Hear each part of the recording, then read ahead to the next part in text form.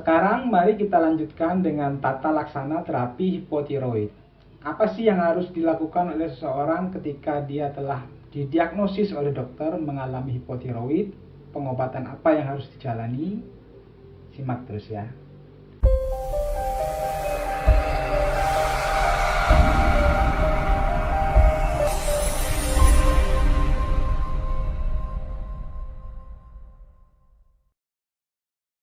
Sebelum kita mulai, silakan subscribe dulu dan aktifkan tombol loncengnya agar segera mendapatkan notifikasi ketika saya mengupload video berikutnya. Subscribe ya. Untuk terapi hipotiroid ini, satu-satunya terapi yang dapat dilakukan hingga saat ini adalah dengan memberikan asupan hormon tiroid dari luar. Terapi ini kita sebut sebagai terapi pengganti hormon tiroid. Dengan kata lain, kita memasukkan hormon ke dalam tubuh kita untuk menggantikan kekurangan dari hormon tiroid yang telah terjadi. Oleh karena itu, tujuan dari terapi hipotiroid ini adalah menormalkan kembali kadar hormon tiroid, baik kadar hormon di dalam darah ataupun pada semua jaringan di dalam tubuh kita. Yang selanjutnya akan menghilangkan gejala-gejala hipotiroid yang dialami oleh pasien dan mengembalikan abnormalitas biokimia ke kondisi normal. Terapi hipotiroid pada pasien baru lahir ini bertujuan untuk mencegah kerusakan sistem saraf lebih lanjut dan mendorong perkembangan fisik ataupun mental sehingga pasien baru lahir yang mengalami hipotiroid ini dapat bertumbuh dan berkembang selayaknya anak-anak lain yang normal dan sehat. Nah, sasaran terapi atau parameter yang diukur dalam pengobatan hipotiroid ini adalah kadar TSH. Di mana selama pengobatan, kadar TSH ini akan selalu dimonitor dan diukur supaya berada pada rentang normalnya, yaitu antara 0,5 sampai 4,5 ml unit per liter. Nah, obat-obatan apa saja yang tersedia untuk terapi pengganti hormon tiroid ini? Dalam satu literatur, pada buku Farmakoterapi atau Physiology Approach edisi 10, karangan Dipiro et al.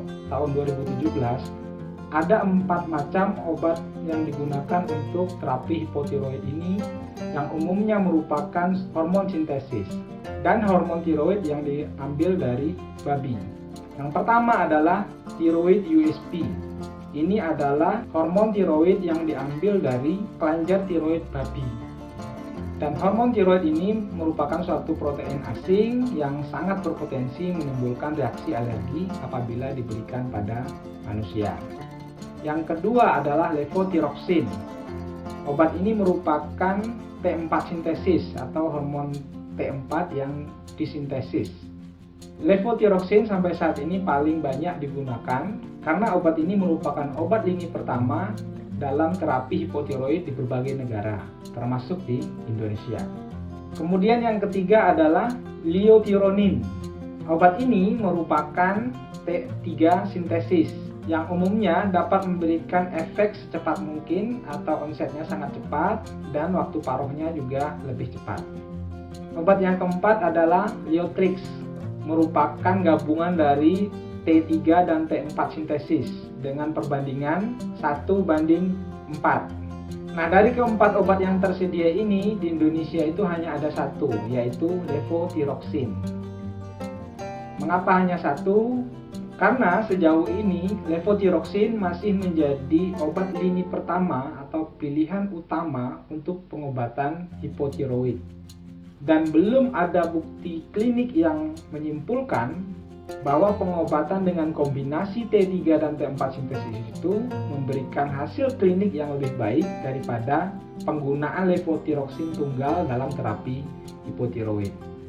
Selain itu, levothyroxine ini telah tersedia dalam sediaan generik sehingga ini juga akan menghasilkan biaya yang lebih murah dalam terapinya. Mengingat terapi hipotiroid ini merupakan terapi jangka panjang dan pasien harus minum obat secara terus-menerus dan tidak boleh terputus. Oleh karena itu, yang akan kita bahas dalam video pembelajaran ini adalah tata laksana terapi obat untuk penyakit hipotiroid menggunakan levothyroxine. Obat ini tersedia dalam bentuk tablet mulai dari dosis 25 mikrogram per tabletnya, kemudian ada yang 50 mikro dan 100 mikrogram per tabletnya. Seperti yang saya katakan tadi, levothyroxine adalah T4 sintesis. Sementara itu, yang paling poten itu adalah T3. T3 akan masuk ke dalam sel dan akan berikatan dengan reseptor T3 di dalam sel sehingga memberikan efek farmakologinya pada masing-masing sel di dalam tubuh kita. T4 sintesis ini akan diubah atau dikonversi menjadi T3 di dalam tubuh, sehingga T4 ini juga bisa kita sebut sebagai prodrug atau lebih tepatnya adalah prohormon. Dan nantinya T3 hasil konversi dari T4 ini akan tetap masuk ke dalam sel dan memberikan efek selayaknya hormon tiroid di dalam tubuh kita. Nah, bagi pasien yang mendapatkan terapi dengan levothyroxine, obat ini umumnya diminum pada pagi hari, ya, dalam keadaan perut kosong. Umumnya 1 jam sampai 2 jam sebelum makan pagi. Akan tetapi, apabila pasien mungkin tidak dapat menggunakan obat ini pada pagi hari karena sesuatu alasan tertentu, misalnya sering lupa minum obat akibat terburu-buru untuk berangkat kerja atau melakukan aktivitas, maka obat ini dapat digunakan pada malam hari sebelum tidur. Nah, obat ini harus diminum dalam keadaan perut kosong dan tidak boleh diminum bersamaan dengan makanan atau minuman, karena hasil penelitian menyimpulkan bahwa absorpsi obat ini dapat berkurang ketika bercampur dengan makanan atau minuman. Begitu juga dengan penggunaan obat-obat lain, seperti obat-obat yang banyak mengandung unsur logamnya, ya, vitamin, suplemen besi, antasida, ini tidak boleh diminum secara bersamaan dengan levothyroxine karena akan terjadi interaksi. Levothyroxine umumnya akan mengikat logam tersebut sehingga inilah yang mengakibatkan bioavailabilitas atau absorpsinya akan banyak dihambat dan dampaknya akan memberikan efek yang tidak terlalu bagus. Selanjutnya, berapa sih dosis levothyroxine ini untuk pengobatan hipotiroid pada pasien? Ada berbagai macam kondisi atau faktor yang mempengaruhi pendosisan obat ini. Secara umum, dosis obat ini pada orang dewasa adalah sekitar 125 mikrogram per hari. Obat ini cukup diminum 1 kali sehari karena waktu paruh obat ini yang begitu panjang, ya. Waktu paruhnya sekitar 7 hari sehingga obat ini bisa diminum 1 kali sehari saja dalam dosis yang tidak terlalu besar, ya. Ukurannya adalah mikro. Nah, pada orang dewasa rata-rata dosis efektif obat ini adalah 125 mikrogram per hari. Akan tetapi, dosis obat ini juga sangat dipengaruhi oleh berat badan pasien, ya. Kita tahu bahwa pasien hipotiroid ini umumnya memiliki tubuh yang gemuk, ya, atau besar. Dan berat badan pasien tersebut juga mungkin berbeda-beda. Nah, agar obat ini sampai pada seluruh sel tubuh, maka dosisnya juga harus disesuaikan. Nah, secara umum, berdasarkan berat badan, dosis obat ini bergerak antara 1,6 mikrogram sampai 1,7 mikrogram per kilogram berat badan. Jadi nanti tinggal disesuaikan saja dengan berat badan pasien. Misalnya berat badan pasien sekitar 70 kilo, maka tinggal dikalikan saja 1,6 kali 70 kilo. Ya, sekitar 110 sampai 120. Dan selanjutnya kita lihat ketersediaan dosis atau kekuatan obat pada tablet levothyroxine yang tersedia. Misalnya yang tersedia adalah tablet 50 mikrogram dan tablet 100 mikrogram. Untuk tahap pertama mungkin dokter akan meresepkan 100 mikrogram terlebih dahulu, diresepkan untuk selama 1 bulan dan dipantau hasilnya. Apakah dengan dosis 100 ini mampu mencapai target terapi, yaitu kadar TSH bergerak antara 0,5 sampai 4,5 ml international unit per liter. Nah, ada 3 kemungkinan tindak lanjut yang dapat dilakukan berdasarkan evaluasi ini.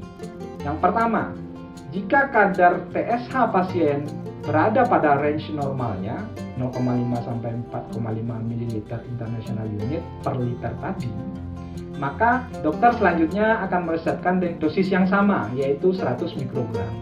Yang kedua, misalnya targetnya nggak tercapai, kadar TSH masih berada di atas 4,5 ml international unit per liter, maka dokter akan meningkatkan dosisnya. Misalnya jadi 125 atau 150 mikrogram per hari. Nah, bagaimana kalau angkanya tidak genap? Ya, misalnya kan sedianya tadi yang ada adalah 150 mikrogram. Nah, ini bisa diakali dengan cara dibuat dalam bentuk sediaan puyer ya. Walaupun pasiennya dewasa tapi minumnya puyer. Begitu juga mungkin dengan penggunaan dosis di bawah 100 ataupun di bawah 50 untuk anak-anak ya. Ini bisa dibuat dalam bentuk sediaan puyer. Nah, kemungkinan yang ketiga adalah obat ini memberikan efek yang sangat kuat. Artinya, penurunan kadar TSH pasien ini sangat drastis sekali sehingga berada di bawah normal dan akan berpotensi mengakibatkan seseorang mengalami efek sampingnya, yaitu hipertiroid. Nah, maka dengan kondisi seperti ini, dokter seharusnya menurunkan dosis ya, misalnya menjadi 75 mikrogram ataupun menjadi 50 mikrogram per hari. Jadi, dalam pengobatan hipotiroid ini, pemantauan dan monitoring ketat oleh dokter sangat penting dilakukan untuk penyesuaian dosis.